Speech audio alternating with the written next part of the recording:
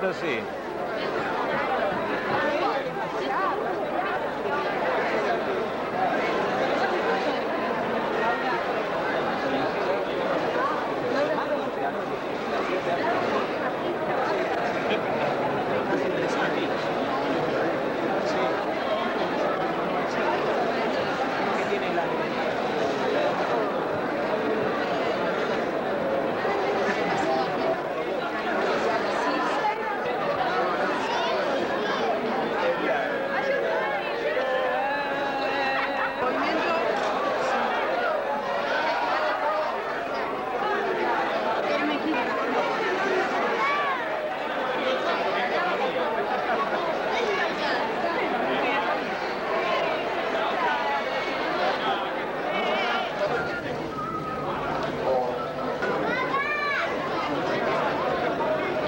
¿Se ve bien el monitor? Sí, sí.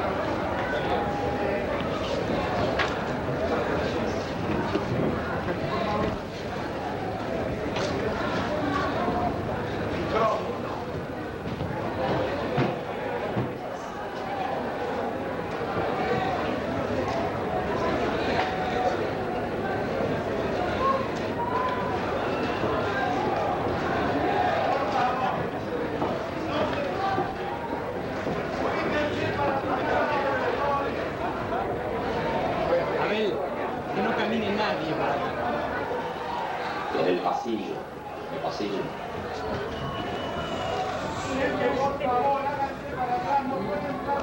Mejor no empujes porque hay vidrieras y Silo. Habla acá. puede haber problemas. Mejor retrocedan un poquito en el pasillo en lugar de dejar porque no hay lugar. Voy a explicarles un poco que esta presentación va a ser muy breve porque luego Silo va a firmar los libros en el stand. Quiero dejar con ustedes a Luis Amann, quien en su calidad de filólogo, hombre de letras y estudioso del pensamiento de Silo, se va a referir a esta obra. Como ustedes veo que tienen mucho interés en escuchar a Silo, yo solamente me voy a limitar a decirle que de alguna manera la editorial Planeta ha querido recoger un pensamiento que no solo por ser consecuente con un ecumenismo ideológico que caracteriza nuestra línea editorial, sino simplemente porque la obra de Silo es de alguna manera una bocanada de aire fresco en el debate de las ideas contemporáneas. En este mismo lugar, tuve a mi cargo la presentación del libro El paisaje interno de Silo. Efectué entonces una introducción referida al fenómeno del siloísmo en el mundo y realicé un extenso análisis del paisaje interno que no incluyó menciones a la mirada interna, del primer y más difundido libro de Silo. Hoy los eximiré del análisis detallado del paisaje humano y de tantos comentarios en beneficio del tiempo disponible para escuchar al propio autor, refiriéndose a su obra y al contexto social en que se inserta. Lo que intentaré aquí, brevemente, es un análisis formal de la trilogía que presenta Editorial Planeta bajo el título Humanizar la Tierra. Lo primero que hay que señalar es un proceso en el discurso de los tres libros, donde la forma se va ajustando armoniosamente al contenido. Proceso que parte de la interioridad más profunda y alegórica para llegar a la exterioridad, a los valores e instituciones del mundo humano, en un tránsito donde al lenguaje metafórico de los primeros libros llega a la racionalidad del tercero sin perder belleza.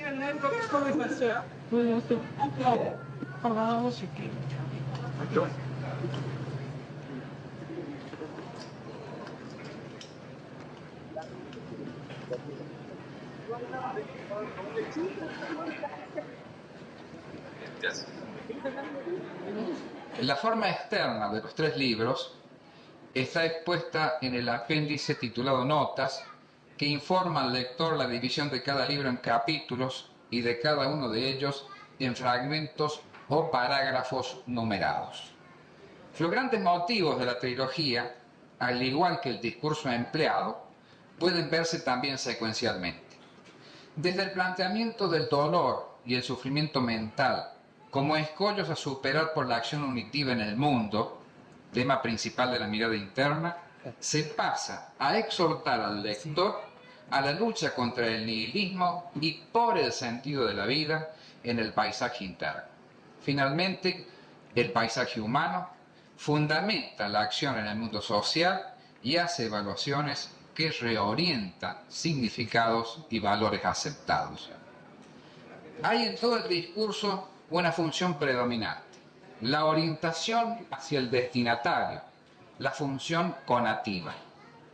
El emisor y autor está presente en una primera persona que de ninguna manera podemos llamar lírica, ya que se dirige al receptor en un lenguaje de tipo reflexivo, sucinto y enérgico, la mayoría de las veces, y provocar un cambio. La orientación hacia el destinatario, propia de la función apelativa del discurso, encuentra su expresión gramatical preferente en la segunda persona del verbo y en las oraciones imperativas, que, a diferencia de las declarativas, no pueden ser sometidas a prueba de verdad.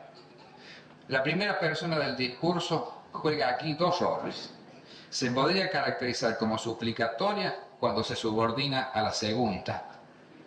Escúchame, jinete que cabalgas a horcajadas del tiempo, se lee en el capítulo 6, parágrafo 4 del Paisaje Interno. O exhortativa, cuando la segunda persona se subordina a sus afirmaciones en una forma que adopta el futuro del indicativo. Si quieres crecer, ayudarás a crecer a quienes te rodean. Capítulo 9, parágrafo 26 del mismo texto. Un modo de comportamiento verbal del lenguaje poético es la proyección del principio de equivalencia del eje de la selección sobre el eje de la combinación. La equivalencia es el procedimiento constitutivo de la secuencia. Y en ese sentido, según las pautas de Jacobson, la utilización de los medios poéticos para una intención múltiple no oculta su esencia primaria, y es así que en estos textos hay una función poética. En poesía, todo elemento de la secuencia es una comparación. La similaridad, no similitud, se superpone a la contigüidad. Toda metonimia es ligeramente metafórica y toda metáfora tiene un matiz metonímico. Humanizar la Tierra nos plantea desde su título una línea de sentido en que lo metafórico sugiere y enriquece.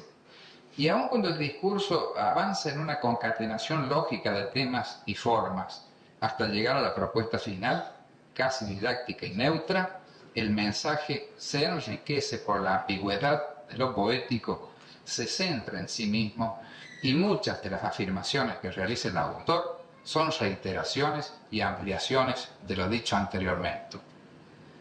Hay capítulos como El jinete y su sombra, donde incorpora un discurso narrativo autorial con aspectos metafóricos y simbólicos en el que el autor hace valoraciones.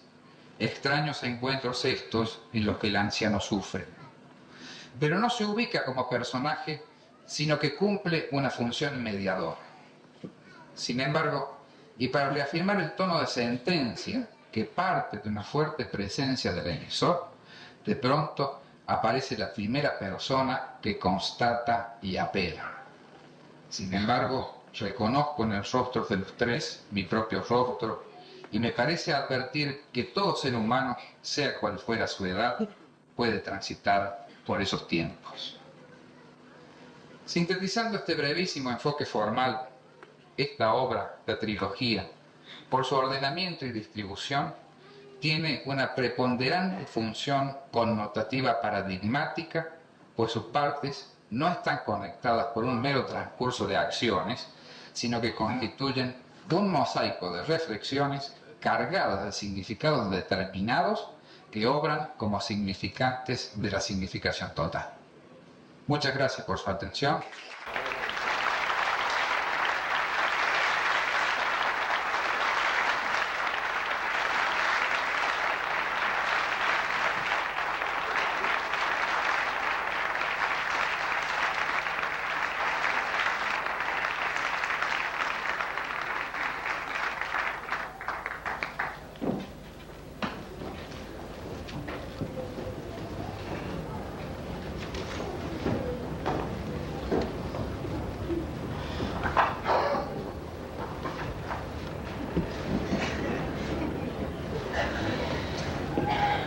En los 25 minutos siguientes,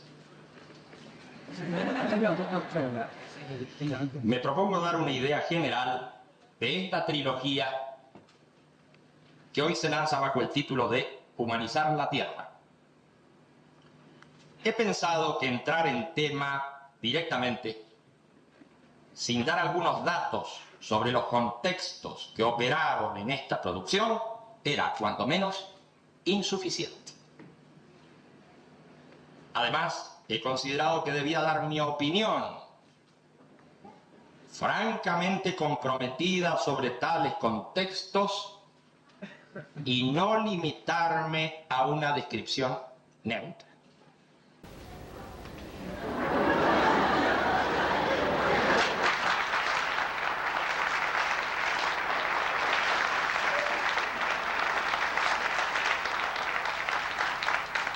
Las 3 obras que conforman el presente volumen fueron escritas en un poblado pequeño, rodeado de viñedos y olivos.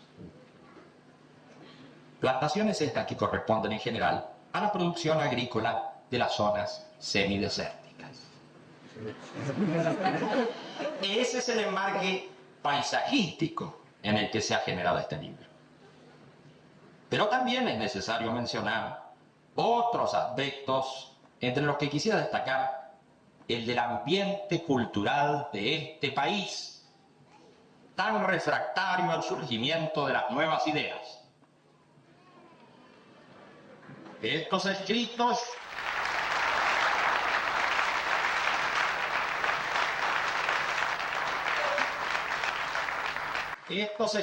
no son fruto de la gran ciudad ni del gran centro cultural. Son resultado del silencio y la lejanía.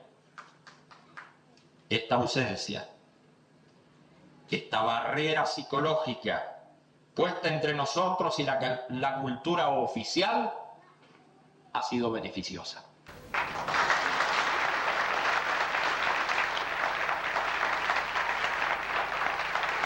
Y el empecinamiento en nuestras declaraciones por colocarnos en franca dialéctica con respecto al ambiente intelectual de este país no se modificará hasta que comience realmente un proceso de cambio de mentalidad y de procedimiento.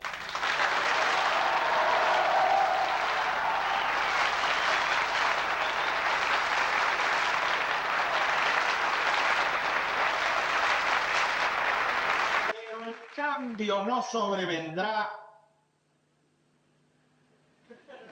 por imponer los valores de un mundo que en los mapas escolares aparece encima de Latinoamérica.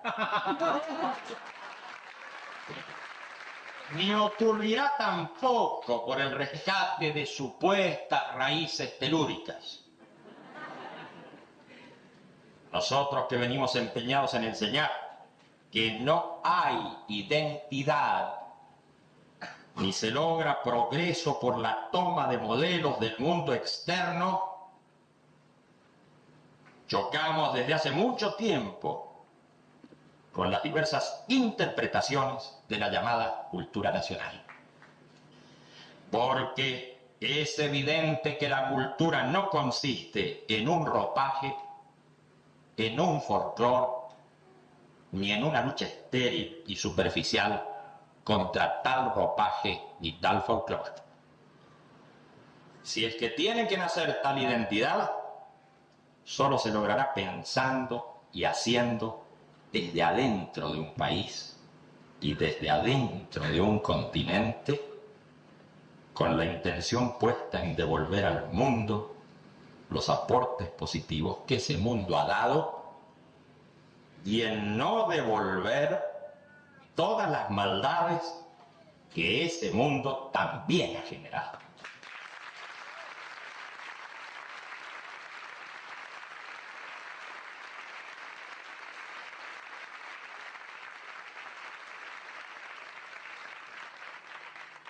Por otra parte, en el proceso de mundialización que estamos viviendo no tiene sentido ningún chauvinismo nacional ni regional. En cambio, tiene que ver con el progreso de nuestras sociedades desarticuladas, que éstas vertebren su producción y su cultura para integrarse a un proceso mayor en marcha. Cuando hablo entonces de identidad nacional o regional, lo estoy haciendo desde esa óptica y no desde el chauvinismo retrógrado o desde la dependencia neocolonial a la que las sociedades desarticuladas están expuestas en el momento actual. Porque se enfrentará al mundo que viene creando una identidad productiva basada en la industria y la tecnología. Y en ese contexto, la cultura habrá de contribuir al esclarecimiento de esos objetivos de progreso material.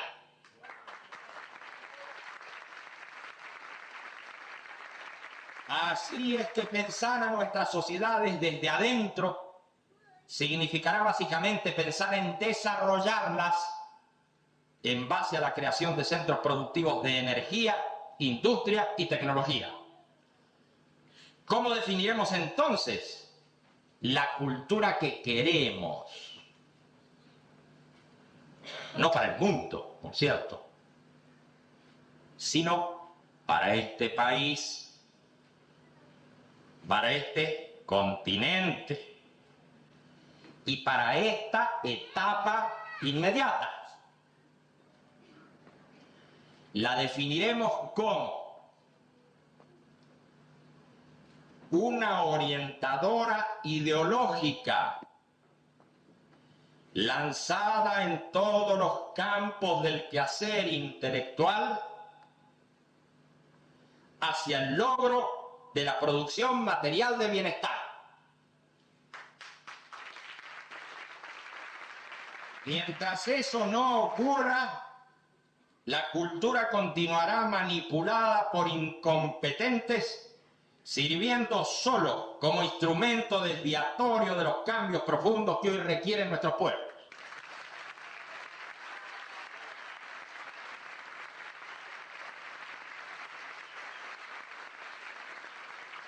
Entre tanto, todos los que quieren ese cambio son silenciados y marginados, no solamente en el campo político, sino en el campo de la producción material, ideológica y técnica.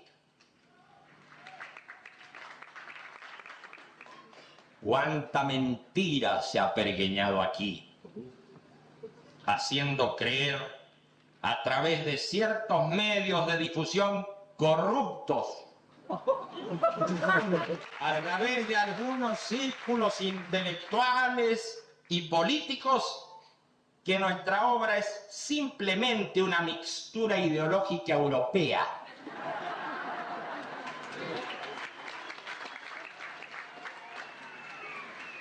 Simplemente una mixtura ideológica europea.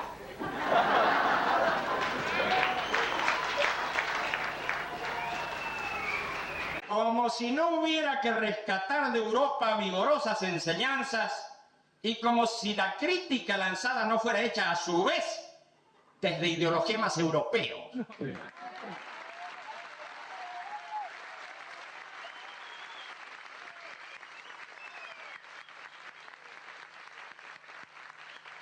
¿Cuántas veces se ha dicho que nuestra actividad atenta contra los valores nacionales? Cuando en realidad muchos de esos valores son totalmente importados, tanto en su expresión como en su contenido.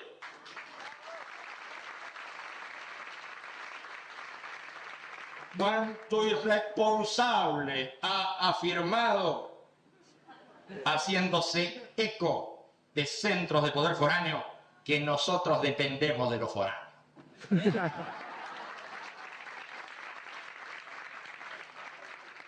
Para terminar estas consideraciones en torno al enmarque cultural en el que se ha producido la obra,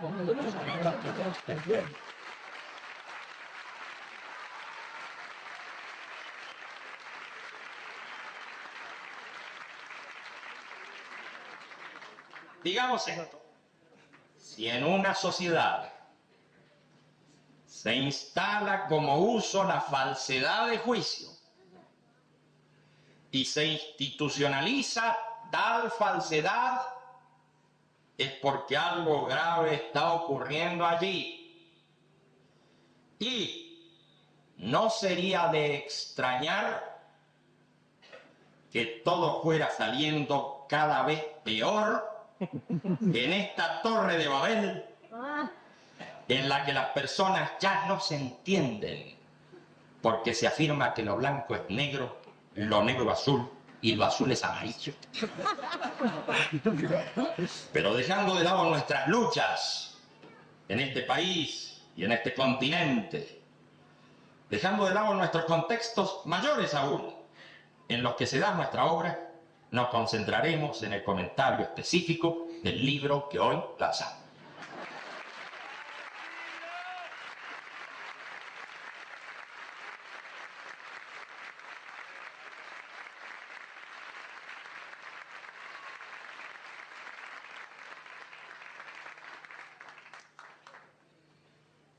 21.407 palabras ordenadas en 4.434 líneas.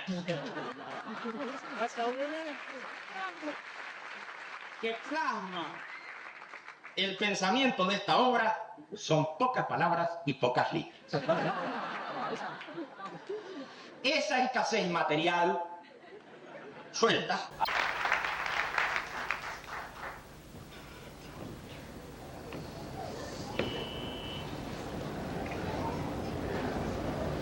a nuestro parecer,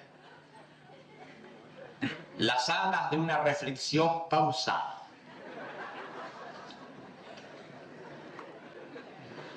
Nada mejor para redondear la información que citar la nota de la primera página de la presente edición, en la que se da cuenta de fechas y circunstancias asociadas a la producción de esta trilogía.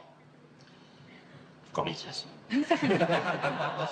La mirada interna quedó concluida hacia fines del otoño de 1972, siendo corregida en agosto de 1988. A su vez, el paisaje interno fue terminado en el invierno de 1981 y sufrió modificaciones también en agosto de 1988. Por último, el paisaje humano se redactó completamente en octubre del mismo año. Entre la primera publicación de la mirada interna y su corrección pasaron 16 años.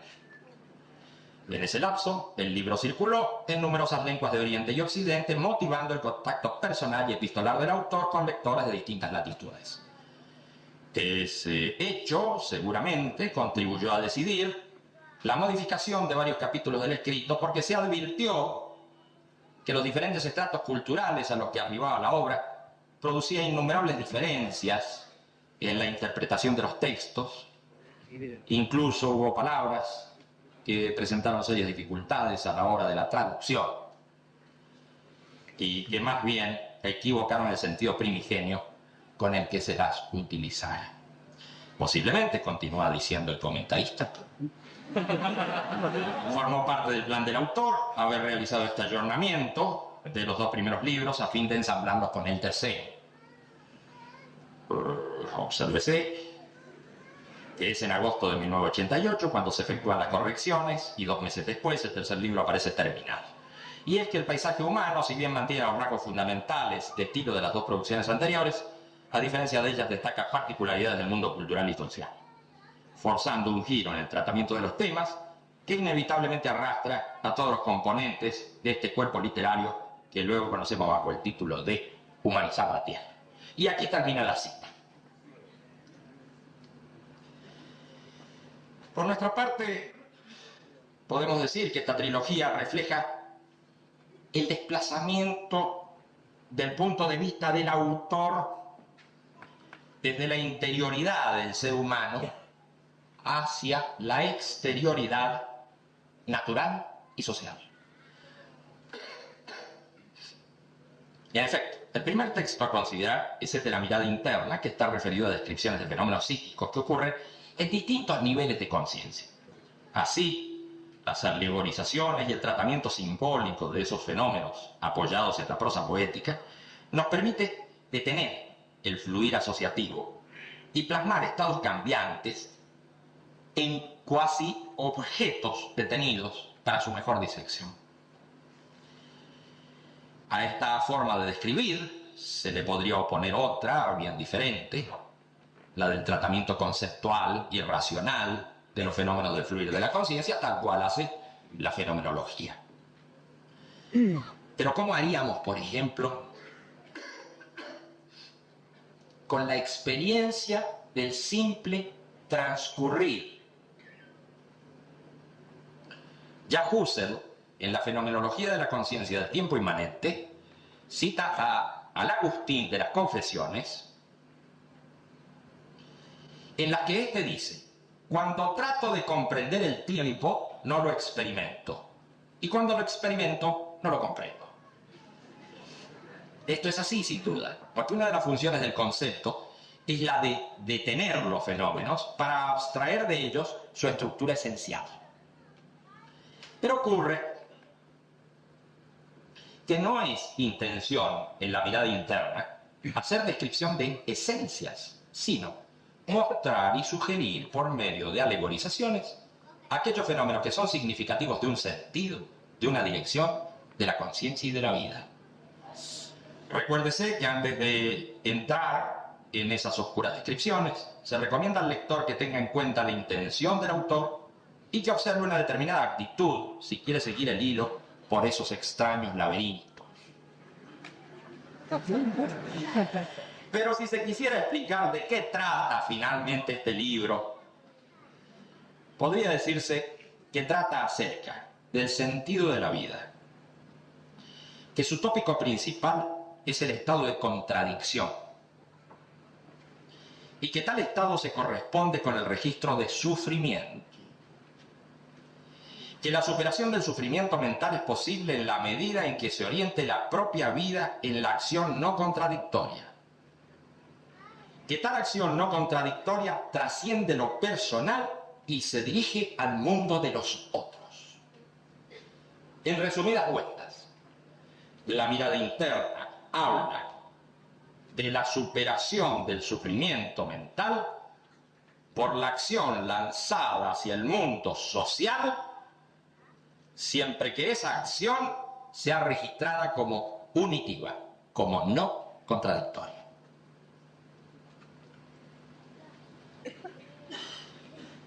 Y el segundo libro, titulado El paisaje interno, ha sido comentado en su momento, por lo que me remitiré en más de un punto a tales consideraciones.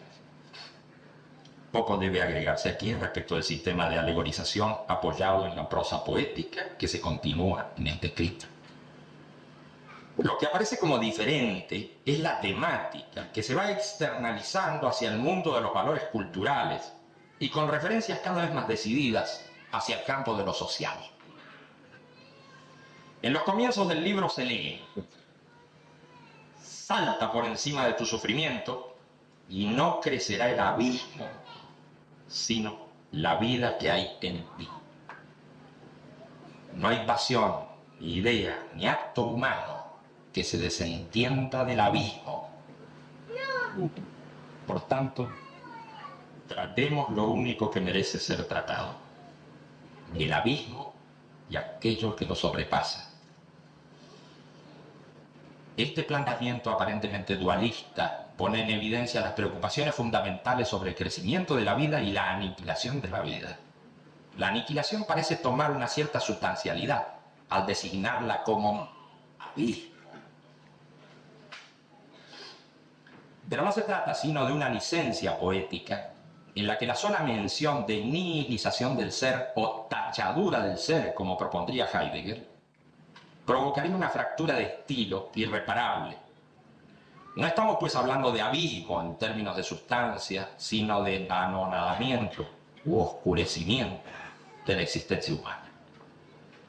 Queda en claro que el primer efecto dualista desaparece al comprender el concepto de abismo como no ser, como no vida y no como entidad en sí.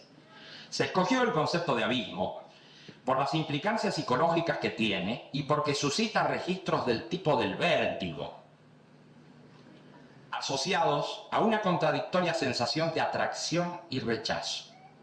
Esa atracción de la nada que vence en el suicidio o en la embriagadora furia destructiva y que motiva el nihilismo de un individuo, de un grupo o de una civilización.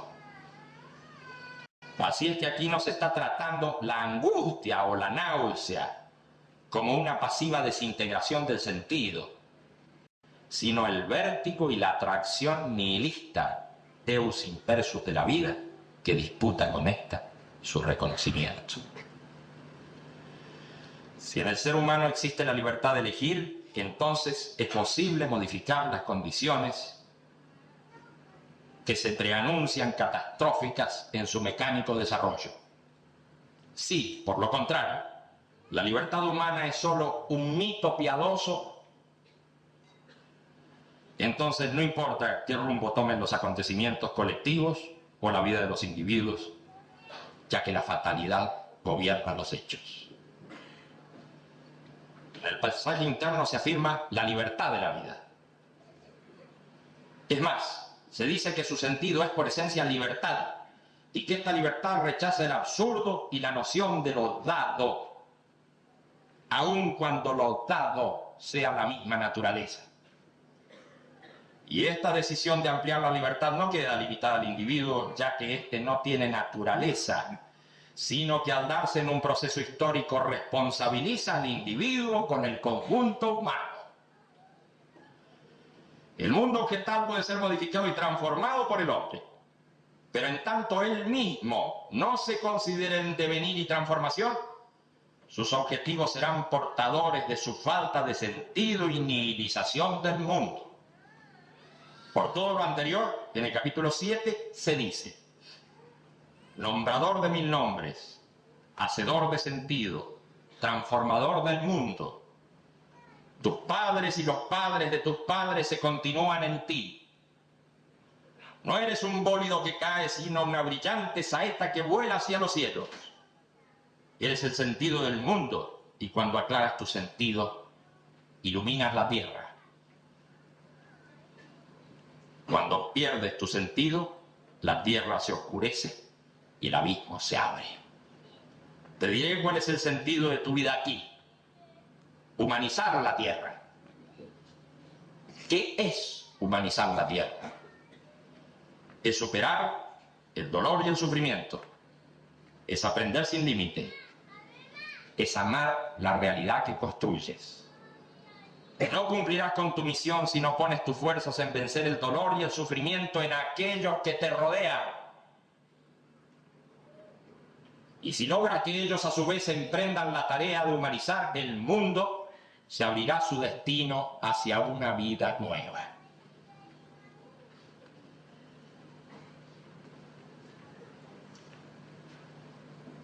El paisaje interno trata, en resumidas cuentas, del sentido de la vida con referencia a la lucha contra el nihilismo en el interior de cada ser humano y en la vida social. Y exhorta a que esta vida se convierta en actividad y militancia al servicio de la humanización del mundo.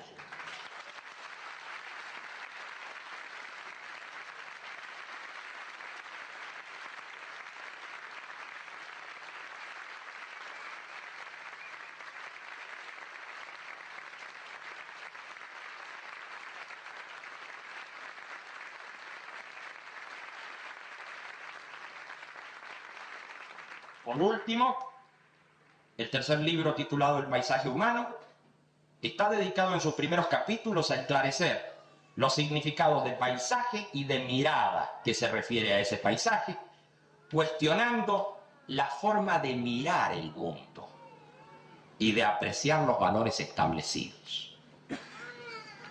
Hay en este trabajo una revisión sobre el significado del propio cuerpo y sobre el cuerpo de los otros, sobre la subjetividad y sobre el curioso fenómeno de apropiación de la subjetividad del otro. Consecuentemente, se desarrolla un estudio fragmentado en capítulos sobre la intención en la educación, en el relato que se hace de la historia, en las ideologías, en la violencia, en la ley, en el Estado y en la religión. Este no es un libro, como se ha dicho, simplemente contestatario, porque propone nuevos modelos respecto a cada tema que critica. El paisaje humano trata de fundamentar la acción en el mundo, reorientando significados e interpretaciones sobre valores e instituciones que parecían definitivamente aceptadas. Luego de haber mostrado el método usado para tratar distintos temas, el libro se cierra con las palabras que usaremos para cerrar también esta disertación.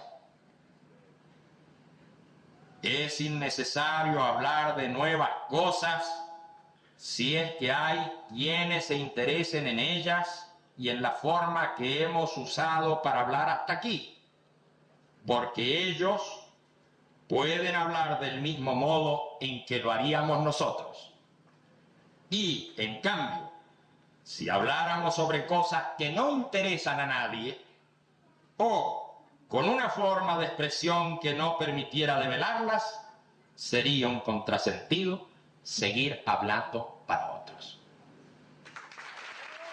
¡Vamos, chicos!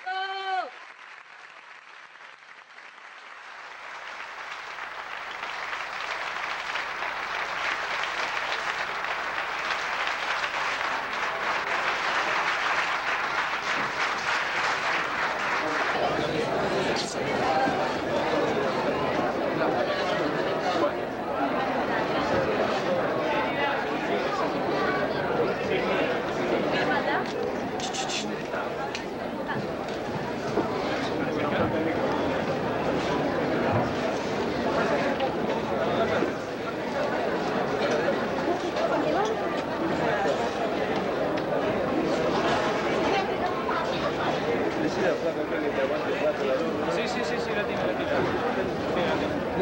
Te aguanto un rato la luz, Ni idea. Sí, sí. Mala tanto tiempo que no lo como. No creo. Hay que comprar un stand.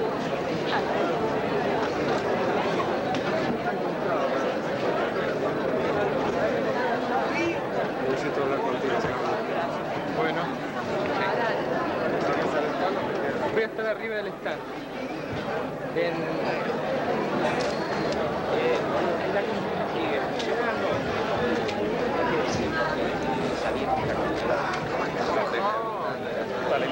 Hola, ¿cómo te va? Pero la cantidad. Preocupada por los temas de investigación, tema de significado.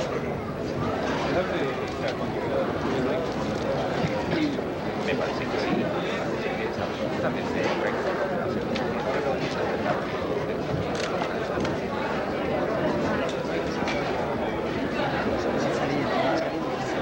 Yo creo que el capítulo comenzó hace 20 años, en todo caso.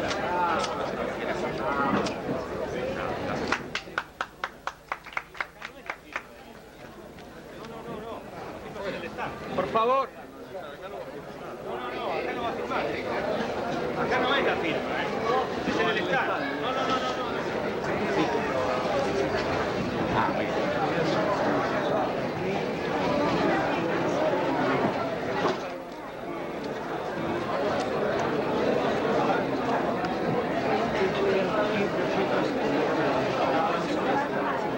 Bueno, pues ahora que preguntárselo a la gente que está en la militancia política concreta.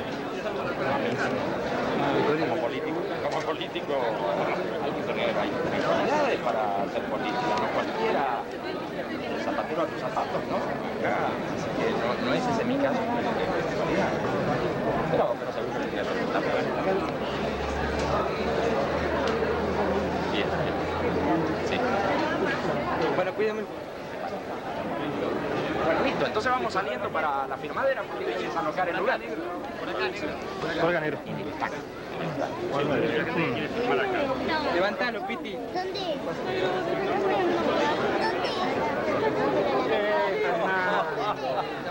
Negrito querido, qué gusto encontrarte aquí. Claro, viene con un gran placer, viejo. Qué gusto encontrarte, me alegro mucho. Igualmente. Chicos, ¿Cómo están?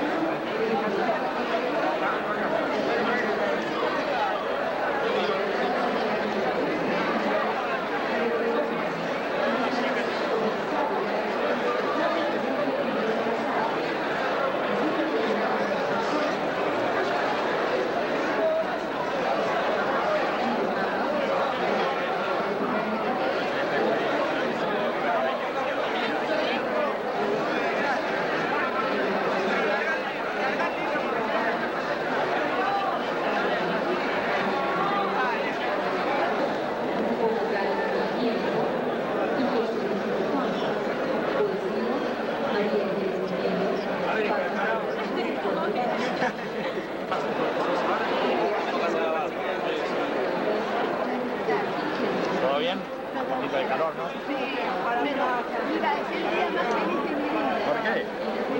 Haber estado contigo, haberte escuchado. La vez pasada se cumplió una parte, sí, cerca no.